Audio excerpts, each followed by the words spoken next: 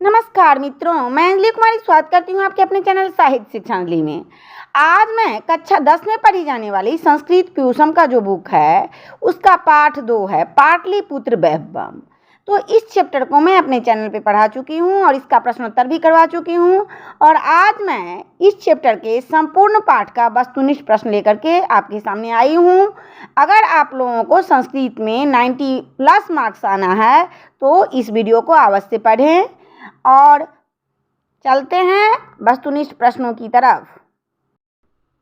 प्रश्न संख्या 1 में है कि सरस्वती का कुल ग्रह कौन सा नगर है, तो इसका उत्तर होगा पाटलिपुत्र। प्रश्न संख्या 2 है सिखों के 10वें तथा अंतिम गुरु गोविंद सिंह का जन्मस्थान कहाँ है, तो आप सभी जानते हैं कि गुरु गोविंद सिंह का जन्मस्थान पटना में है। और प्रश्न संख्या 3 है कि पटना का मशहूर खाना क्या है, तो लिट्टी चोखा यहाँ का मशहूर खाना है। कहाँ का, तो पटना का। प्रश्न संख्या 4 में माघ की रचना है, पूछा जा रहा है कि माघ की कौन सी रचना है, तो अनेक रचना है माघ की, लेकिन शिशुपाल वधम जो है सो यह इनकी प्रमुख रचना है। प्रश्न संख्या 5 है कि पंचवेद संज्ञा वाला कौन सा ग्रंथ है, तो पंचवेद संज्ञा वाला महाभारत ग्रंथ है। प्रश्न संख्या 6 है कि अतीब में किस उपसर्ग का प्रयोग हुआ है, तो अतीब में अति उपसर्ग का प्रयोग हुआ है, इसका उत्तर होगा अति। प्रश्न संख्या 7 है कि पटना का इतिहास कितना वर्ष पुराना है, तो पटना का इतिहास है ना लगभग 2500 वर्ष पुराना है। प्रश्न संख्या 8 में है कि कौमुदी महोत्सव किस ऋतु में मनाया जाता है, तो उस समय में कौमुदी महोत्सव जो था शरद ऋतु में मनाया जाता था। प्रश्न संख्या 9 है कि पटना नगर की पालिका देवी कौन है, तो पटन देवी वहाँ की पालिका देवी हैं। प्रश्न संख्या 10 है कि यूनान का राजदूत कौन था, तो आप सभी जानते होंगे कि यूनान का राजदूत मेघास्थनीज था। और प्रश्न संख्या 11 है कि मेघास्थनीज किस समय में पटना आया था, तो चंद्रगुप्त मौर्य के समय में, उसी का शासनकाल में मेघास्थनीज जो था वह पटना आया था।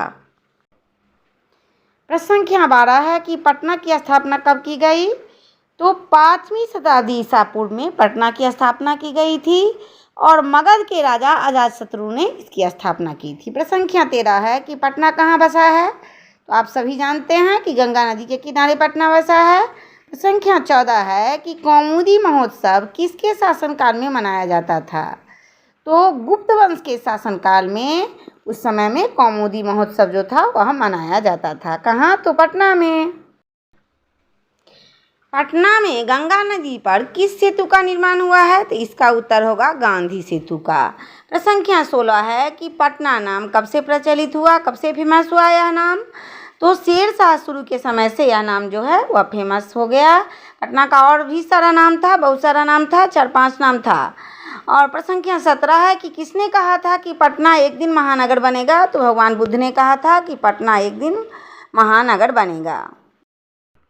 प्रश्न संख्या 18 है कि पटना जिले को कितने नाम से जाना जाता है, तो मैं पीछे बता चुकी हूँ कि पटना के अनेक नाम हैं, पाटलिपुत्र, उसके बाद है पाटलीग्राम, पुष्पपुर, कुसुमपुर, अजीमाबाद और पटना। प्रश्न संख्या 19 है कि एशिया का सबसे बड़ा पुल किस नदी पर बना हुआ है, तो एशिया का सबसे बड़ा पुल गांधी सेतु जो है गंगा नदी पर बना हुआ है। प्रश्न संख्या 20 है कि पटना में घूमने के लिए कौन कौन सा जगह प्रसिद्ध है, तो इसका उत्तर होगा कि पटना का बेहद खास जगह है घूमने के लिए बिहार म्यूजियम, पटना साहिब, गोलघर, गुरु ग्रंथ साहिब, पटना तारामंडल इत्यादि। और प्रश्न संख्या 21 है कि मुद्रा राक्षस के लेखक कौन हैं, तो मुद्रा राक्षस के लेखक विशाखा दत्त हैं। प्रश्न संख्या 22 है कि बाणभट्ट की रचना का नाम क्या है, तो और भी रचना है बाणभट्ट की, लेकिन बाणभट्ट की रचना का नाम पार्वती पर्णा है। प्रश्न संख्या 23 है कि पटना की प्रसिद्ध मिठाई कौन सी है, तो पटना की प्रसिद्ध मिठाई चंद्रकला है जो कि 18 रुपये पीस मिलती है। प्रश्न संख्या 24 है कि सिखों के पहले गुरु कौन थे, तो सिखों के पहले गुरु गुरु नानक देव थे। प्रश्न संख्या 25 है कि बुद्ध के शासनकाल में पटना नगर का नाम क्या था, तो बुद्ध के काल में पटना नगर का नाम पाटलिपुत्र था।